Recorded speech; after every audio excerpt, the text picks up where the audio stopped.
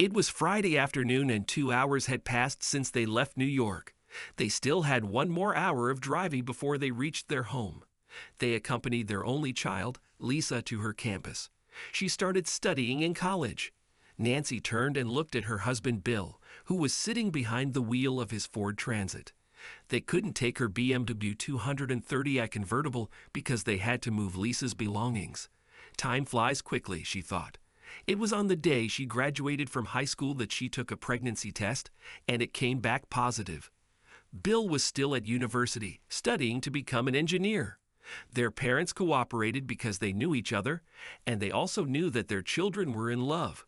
She stayed with her parents after the baby was born, and they married after Bill graduated. A homemaker, she saw her husband start out as a junior engineer at a local factory, and then 10 years later, own his own air conditioning business. Since then, business has flourished. Bill entered into contracts with huge construction companies. He was always a hard-working guy who dedicated his life to his work and his family. "The house will be empty without her," Bill said in a sad voice. "She was closer to you than to me. She was always Daddy's little girl. She is our princess and should be treated as such," Bill said. "But have you seen her behavior in the last few months? She treated me like trash. Whenever you were at home, she was always by your side. Sometimes she laughed at me. When you weren't there, she locked herself in her room, avoiding me. Come on, Nancy, she's still a child. She was under a lot of pressure during her senior year of high school. She wanted to get the highest grades to fulfill her dream of attending Columbia University. At least try to understand. I know Bill, but did you see her reaction every time we were in the same room? Do you remember how 2 months ago I was sitting on the couch and she came up behind me with a knife? I thought she would harm me that day. I saw hatred in her eyes. It's your imagination, Nancy." Bill was annoyed. Nancy was silent. She did not want to continue the conversation. She didn't want Bill to get angry, at least not now.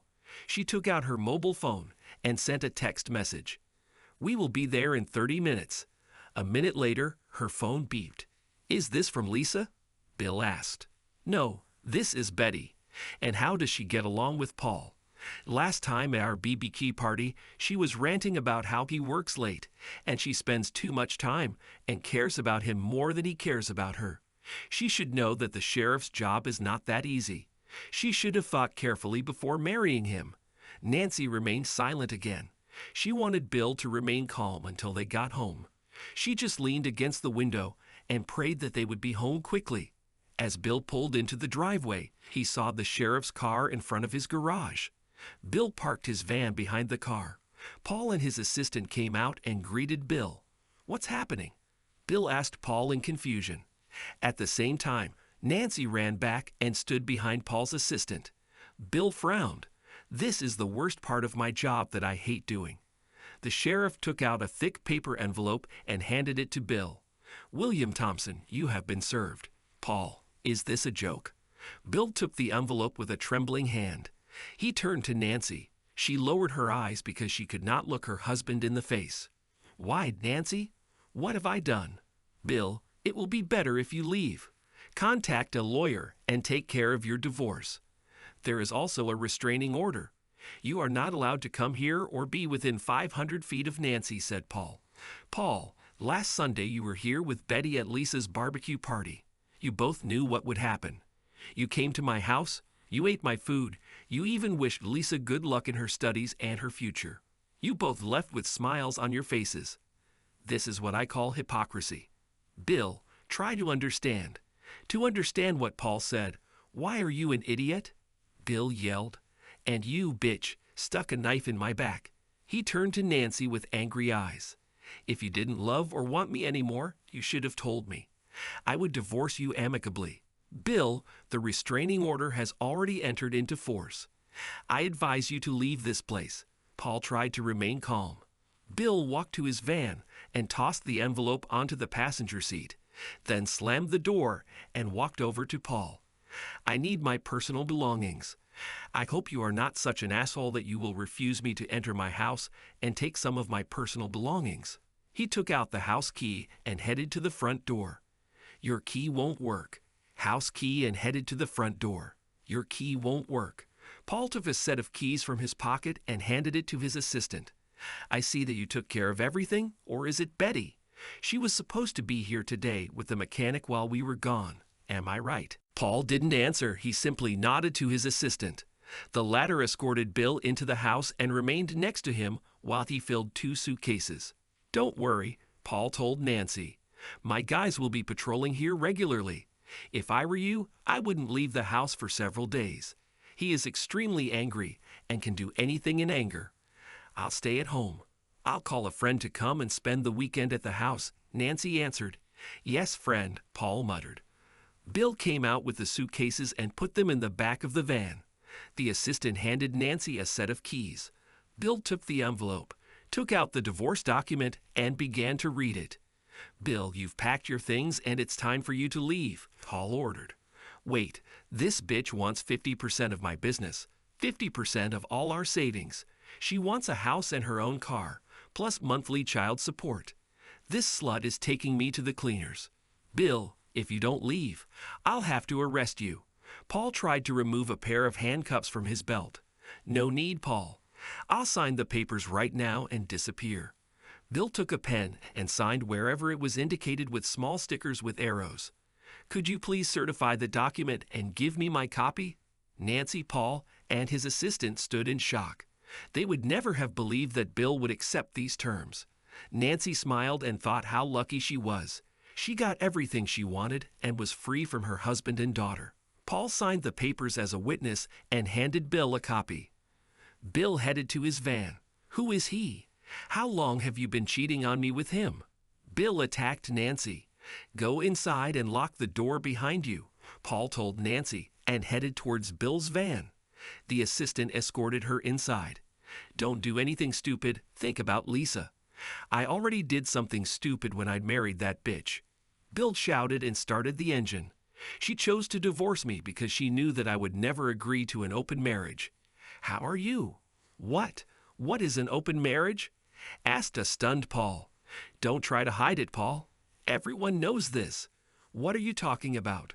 Paul almost screamed. Look, Paul, we all know that when you work at night, your brother Tom warms your bed, which of course, completely by chance, is your wife. You're turning me against my brother. Shit, your wife is cheating on you. Considering that you scum betrayed me, I don't apologize for bringing you bad news. Well, I see you're already used to dealing with whores, so even though you're the sheriff, you can't tell when someone is lying. Go home and ask Betty. Then you will know. Bye, cuckold. Bill turned around and left his former property as he was told. Once alone, Nancy poured herself a glass of wine and stood in front of Pagnell's masterpiece, the railway station. The painting was worth 100,000 or more. He left his loss here, she thought with an evil smile. She picked up the phone and pressed the speed dial button. Come on, Jason, pick up the phone. Nancy shouted into her phone after the connection failed. Then she hung up the phone thoughtfully. He should have come right here after work, she told herself. She sat down and took a sip of wine. She remembered how they first met. It was a year ago. She was in a department store when they ran into each other. He was in charge of the shoe section. He was in his early 20s and had a perfect body. She melted on the spot.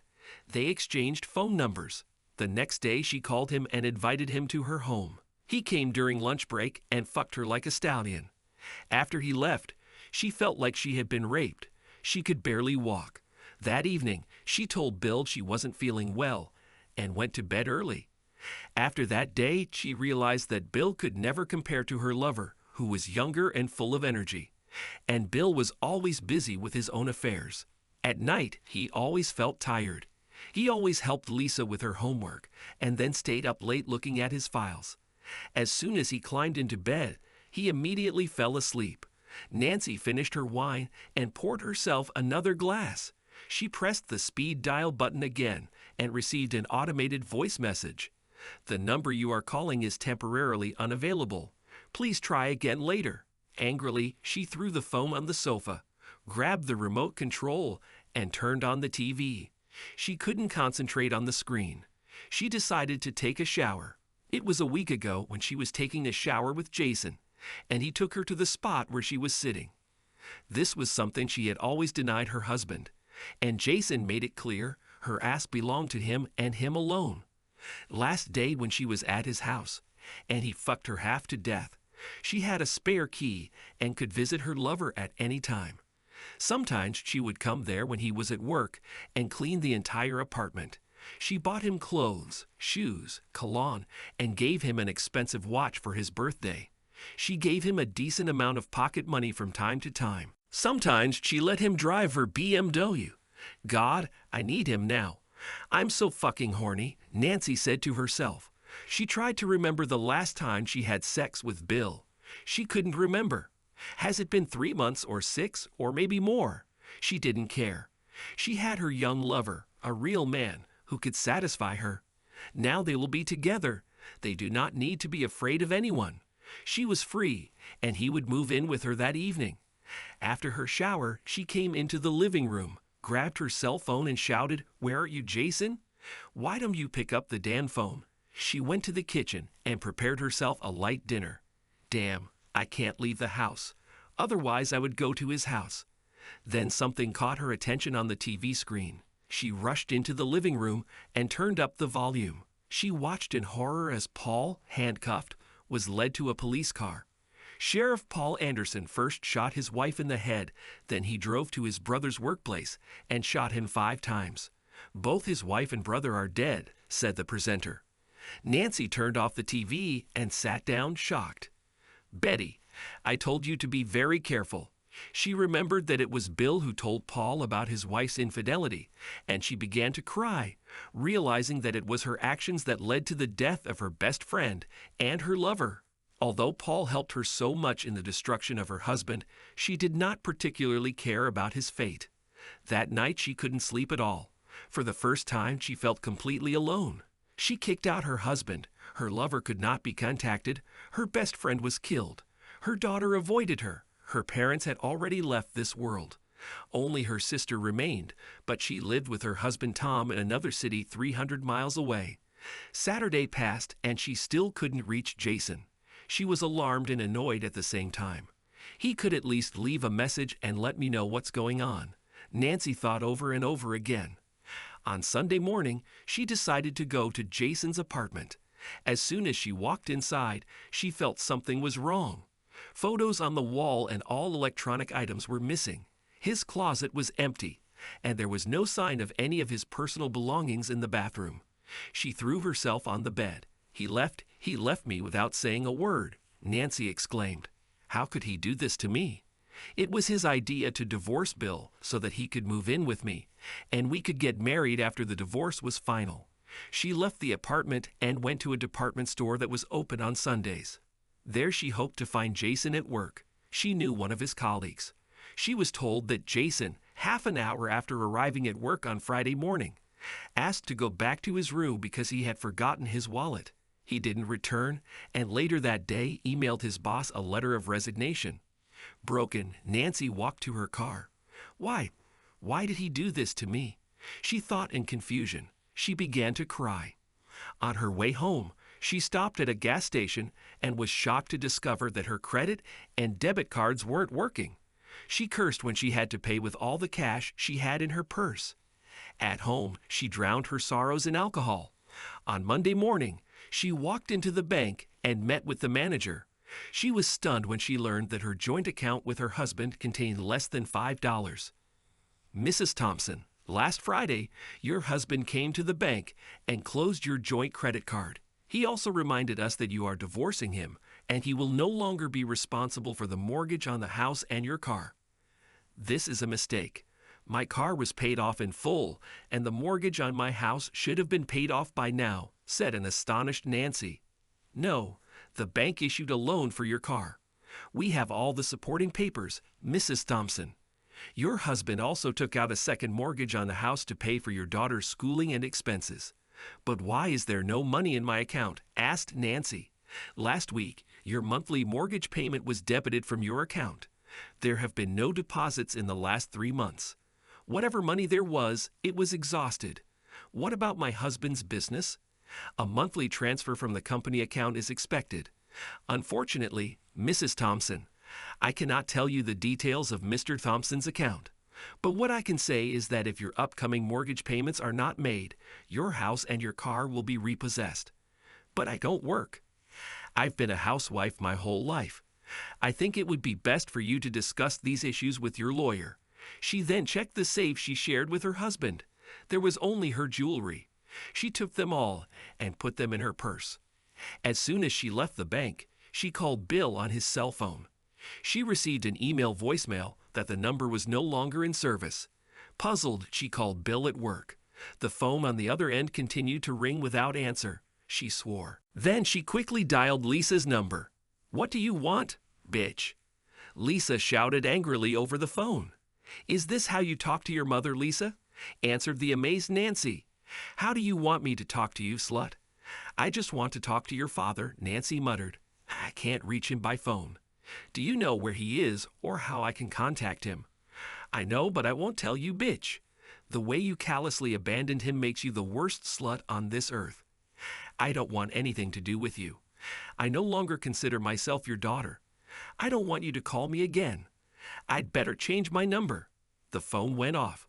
Shocked, Nancy got into her car holding the steering wheel. She looked into the distance, and her thoughts were somewhere far away.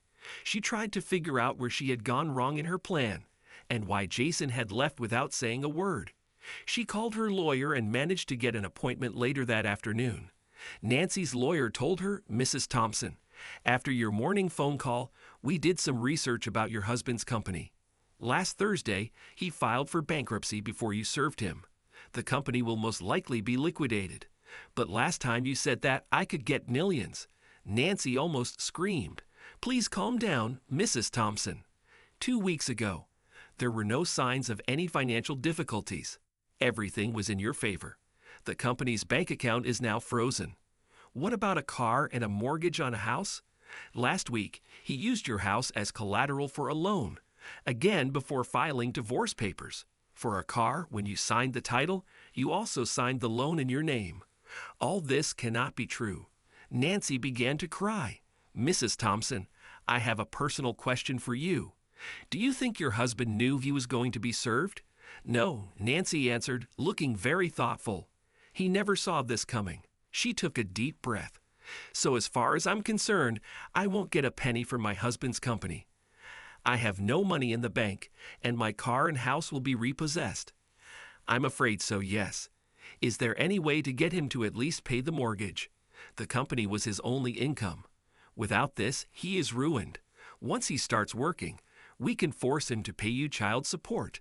We had several investment certificates that I could not find in our safe deposit box. We can find out when he cashed these certificates and also conduct a thorough investigation into his company. And we will have to look for your husband. We don't know where he is. His legal advisor handles everything. Please find him. One question, Mrs. Thompson. All this will require additional expenses. How will you pay the bill?" Nancy had never thought about all these expenses, and then suddenly she smiled. "I have a painting that costs a lot of money." "Fine. Take the money and write us a check so we can get to work." "No problem. I'll call you soon. And one last thing, Mrs. Thompson. I think you should prepare to vacate your home. I advise you to start looking for a place to stay for the night." At home, she sat in front of a painting by Pagnol. "I sincerely wanted to leave you, but because of this asshole husband, we will have to separate." She turned to the painting. She then took out her cell phone and called her sister. "Hey sis, I want to ask you for a favor. You know, Nancy, I'd never refuse you anything. Bill and I are getting a divorce." "What? Is this some kind of joke?" "No, sister, it's difficult. I will need a place to stay temporarily. I was wondering if you would be so kind as to let me stay in your guest room. I'll explain everything when we meet. What about Lisa? How did she take it? You know that she is her father's daughter. I'm the bad guy here. Is there any way you both can work this out? For example, go to a consultant?" "I don't think so. I'm really sorry. There's no problem with me." "I don't think so. I'm really sorry. There's no problem with me. I don't think Tom will say no, and our daughter will be happy for you to stay with us for a while." "Thank you, sister. I'll let you know when I arrive." Nancy hung up. On Tuesday, Nancy went to the jeweler to have her jewelry appraised. To her great surprise, she was told that all her jewelry was made of gilded copper and was cheap. She cursed Bill for giving her fake gifts. She then rushed to a fine art gallery where she met an appraiser. "I would like to know how much my Pagnell train station costs," asked Nancy. The man took the painting and carefully examined every square inch. "Railway station is Pagnell's best work. He managed to put all the emotions into one work. There is an arrival, a departure, happiness, and sadness glued together." He carefully placed the painting on the easel and directed the lamplight onto it. He took a magnifying glass and began to examine. After a couple of minutes, he started laughing. "Is there something wrong?" asked Nancy, puzzled. "Wait, I'll show you something." The man brought his laptop, placed it on the table next to his easel, and opened a website. He pressed a few keys, and an image of this painting appeared on the screen. He zoomed in on the bottom left corner. You see here on the platform, there is a man and a little girl watching a woman walking towards the train, her back to them. The man looks very sad and the girl is crying. "I see it. So what?" Nancy was a little confused. "Now look at the same scene in your painting." The man handed Nancy a magnifying glass. Nancy took a quick glance at the lower left corner and nearly fainted. "In your painting, both the man and the little girl are laughing and showing the middle finger to the woman as if they are mocking her. So this is it. It's fake," muttered Nancy. "Yes, I'm very sorry, but good." My God, Nancy pulled out a chair and sat down hopelessly. "I can offer you $200. I just want to hang it up so my friends and clients can have a good laugh." My God, Nancy pulled out a chair and sat down hopelessly. "I can offer you $200. I just want to hang it up so my friends and clients can have a good laugh." Nancy made the deal and left like a broken woman. Her phone rang, and she found out her sister's number. "Hi, little sister," Nancy said, trying to hide her grief. "Don't call me sis, you bitch." Her sister's angry voice shouted at her. "What? Why?" Tom received an email from an unknown person, also sent to all our relatives and mutual friends. There is a link to an adult website. There are tons of videos of you having sex with your boyfriend, all dated from last year to last week. How could you, Nancy? You've had sex with some asshole in your marital bed. And some of the scenes take place in a 2-cent hotel room. Her sister's voice screamed. "I need to explain." "You don't need to explain anything to me. You're disgusting. Tom doesn't want you around his family. He said that you will defile me and my daughter. Our doors are closed to you. Go to your lover, slut." The phone went off. My God, he knew. He knew from the very beginning. Nancy had a terrible look on her face. What should I do now? She felt dizzy. Everyone knows. The whole city knows. I have to leave here. Run away. Run away. 5 years later, Bill was sitting in the front row at church. He thought about the phone call he received that morning. He didn't tell anyone about this. How could he do this on such a significant day? He had just walked Lisa down the aisle. He looked at the couple at the altar. Lisa said yes to her boyfriend, the guy she had been dating since her freshman year of college. His thoughts returned to the day when a crying Lisa called him. He remembered that he was in his office when his princess called. "Daddy, Daddy, please come home." Lisa cried. "What's going on, honey?" "Why are you crying?" asked a stunned Bill.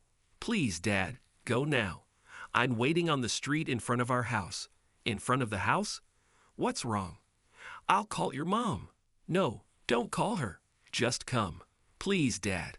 Lisa begged. "I'm on my way, honey." On the way to his house, Bill began to worry. A variety of thoughts raced through his head. Why wasn't his daughter at school? Why was she outside the house and not inside? Why didn't she want him to warn Nancy? Was she injured? Suddenly he slammed on the brakes with a roar of tires. He was about to run a red light. Keep calm, he told himself. He knew that Lisa had been working on the project until late the evening before. He even helped her and gave her some ideas.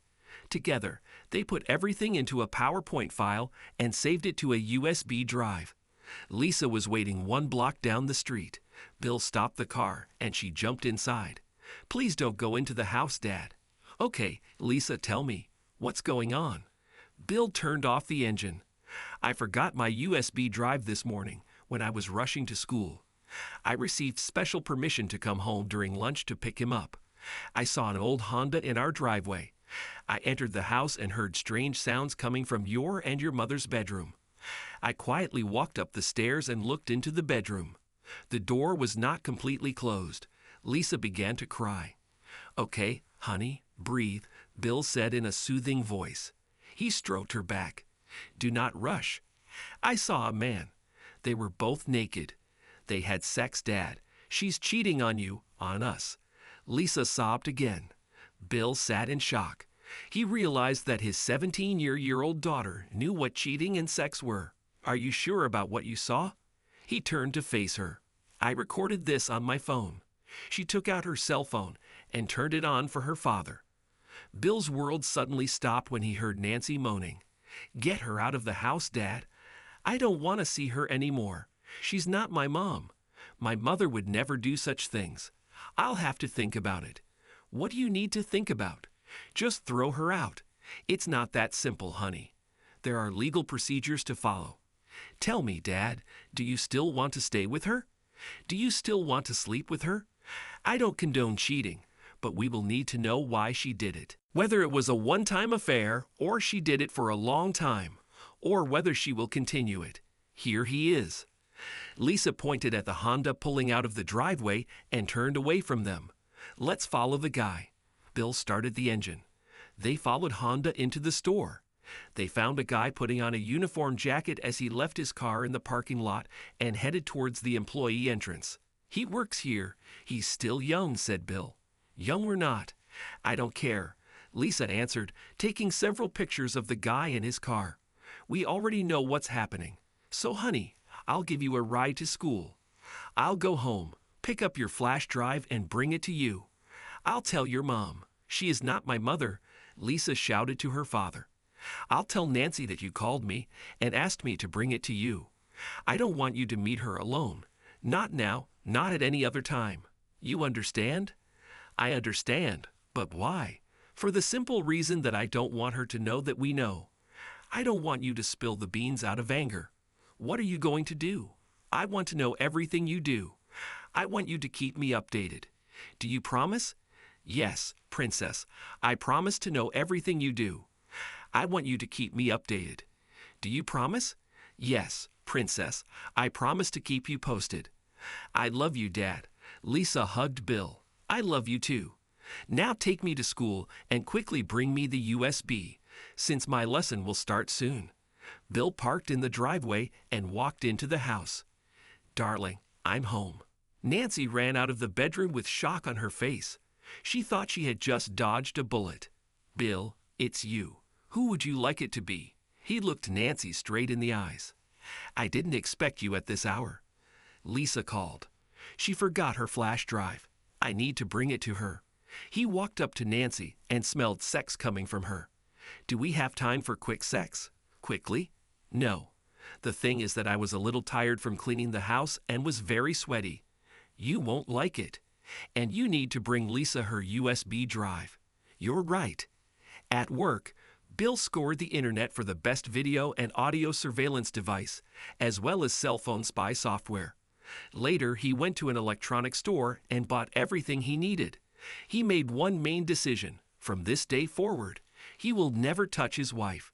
As promised, he will share everything with Lisa.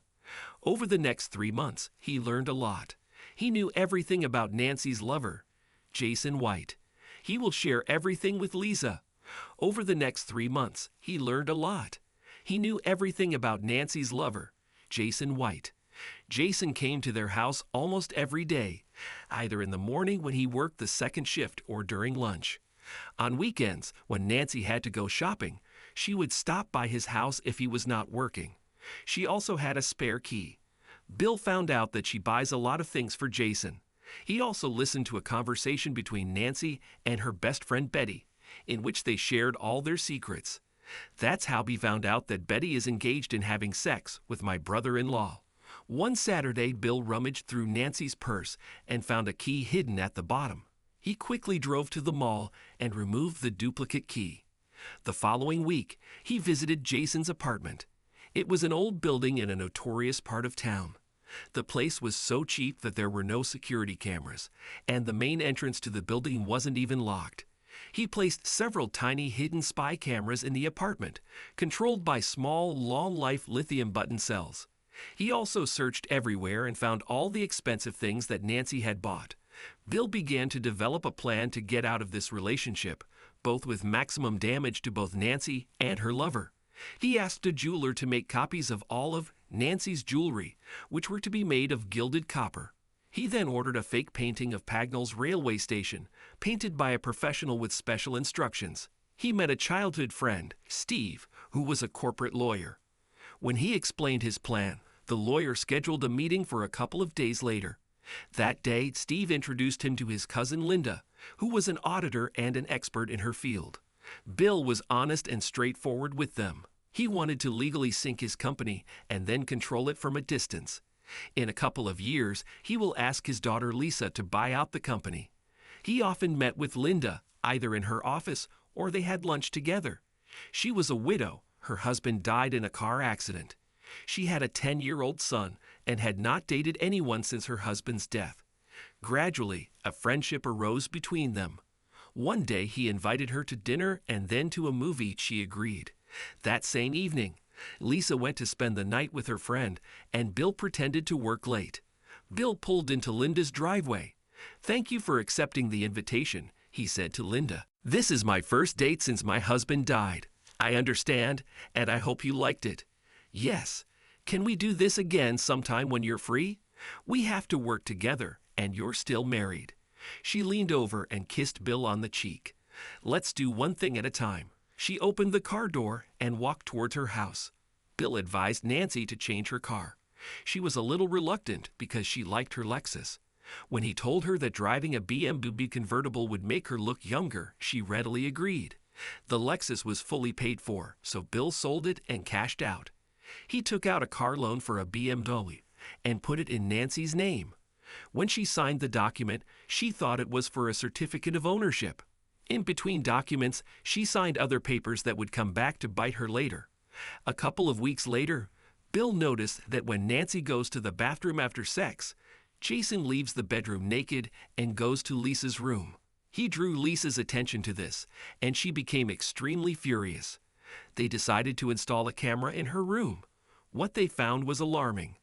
Jason opened the drawer, took Lisa's underwear, and stroked his manhood with it.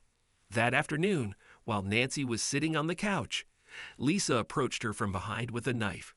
If Bill had not intervened at this point, Lisa would have hurt or even killed Nancy. Later in the evening, Lisa told her father that she would not have gone to jail if she had killed Nancy because she was still a minor. Bill wasn't surprised when he heard Jason urging Nancy to divorce him and send him to the cleaners. But one thing the lovers didn't know was that he was already one step ahead. He knew that Nancy often let Jason drive the BMW and even let him have sex with her in the back seat. He knew when Nancy went to see the divorce lawyer Paul suggested. And he also knew that the lawyer had done some research into his company and all of his assets. He waited a couple of days and took out a second mortgage on his house to pay for Lisa's full tuition. The next day, he declared himself bankrupt. He knew that the day he was served, Betty would change the locks on his house when they were in New York. During a barbecue party the weekend before Lisa left, both father and daughter played their part. Paul and Betty were as friendly as ever. Paul even helped cook some meat on the grill. No one would have thought that they were traitors. That Friday morning, while Nancy was in the bathroom, Bill took her cell phone and sent Jason a text message. "I'm coming to your house at 8, and I want you to have sex with me before I go with them for the last time. Get permission from work and hurry home to fuck what will always be yours. I'll tell them that I need to buy a few things. Don't call or text me. I'll leave my cell phone at home in case they call me and ask where I am. See you soon, my future husband." Bill deleted the message after sending it and put the phone back in Nancy's purse.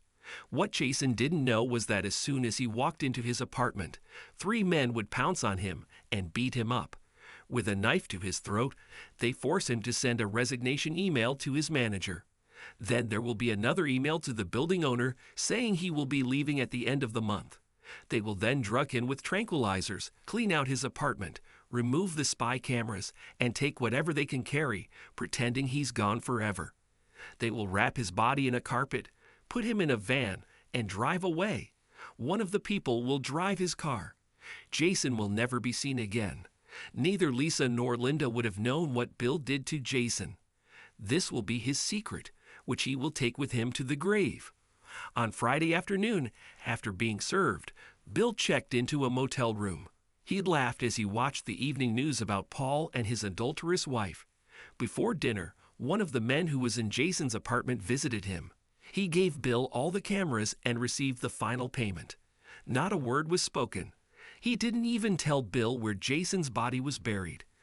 On Saturday morning, Bill left the motel, bought a new cell phone, and threw away his old one. He called Lisa and gave her his new number. He drove to Linda's house. There he spent all his time editing videos. He blurred out Jason's face because he didn't want the police to make a connection between the two lovers if Jason were ever reported missing. He stayed in the guest room and at the same time became friends with Linda's son. Bill and Linda began the final phase of their plan when an elderly couple from Seattle bought his company. The couple were actually Linda's aunt and uncle.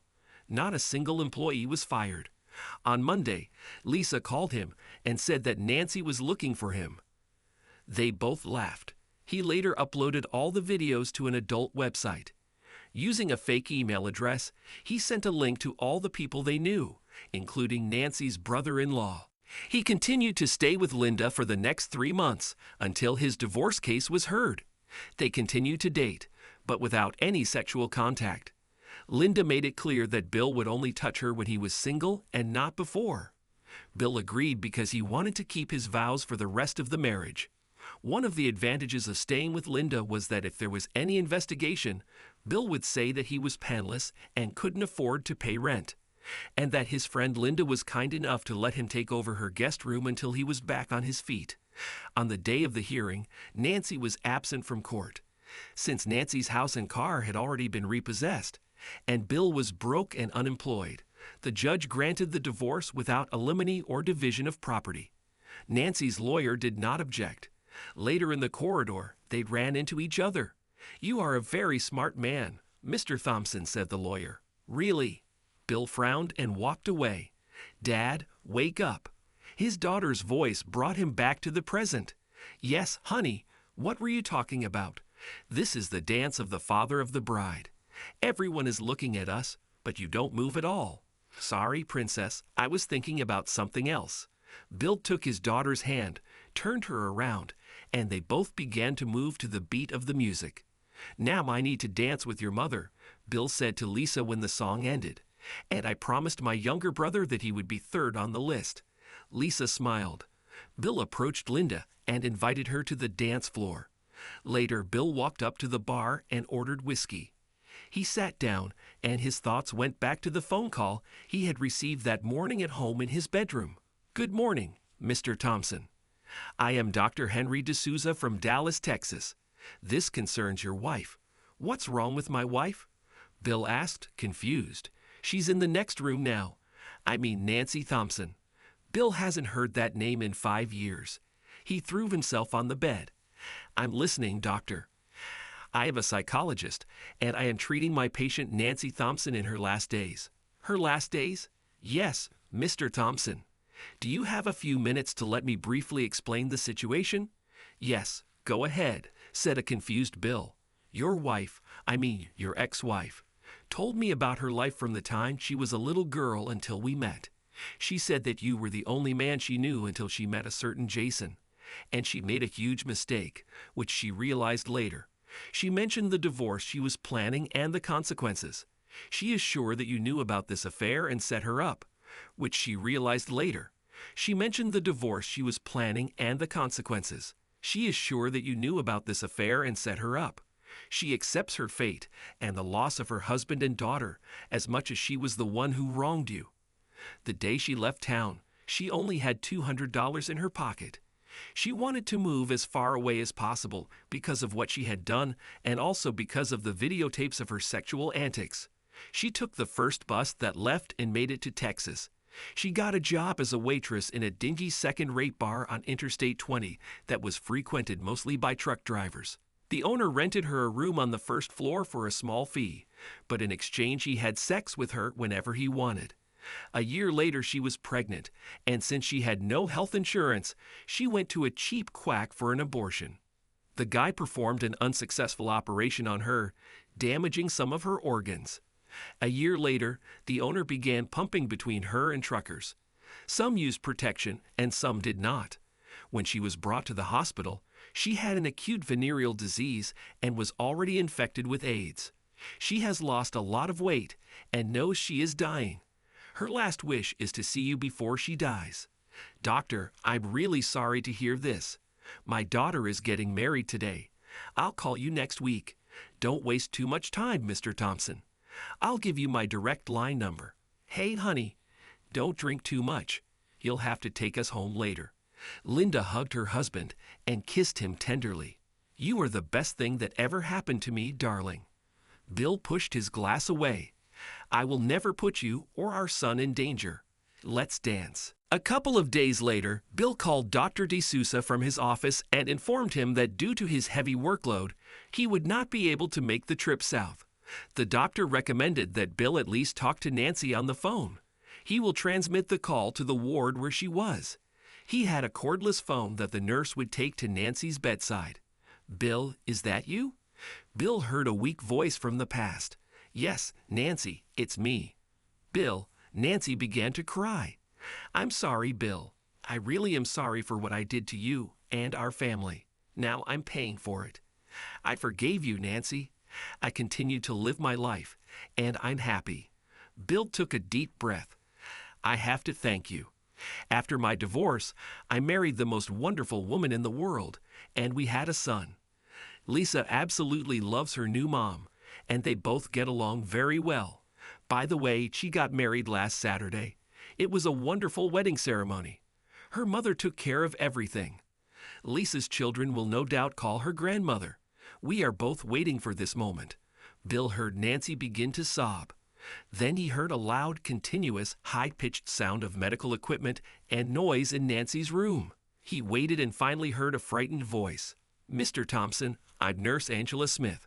Sorry, I'll have to hang up. And the phone went off. Bill looked at the family photo on his desk. He smiled. He who laughs last, laughs best, he said to himself. Thanks to everyone who took the time to listen to today's stories. If you enjoyed it, please consider liking and subscribing if you haven't already. Feel free to share your thoughts on the events in the comments below. Take care.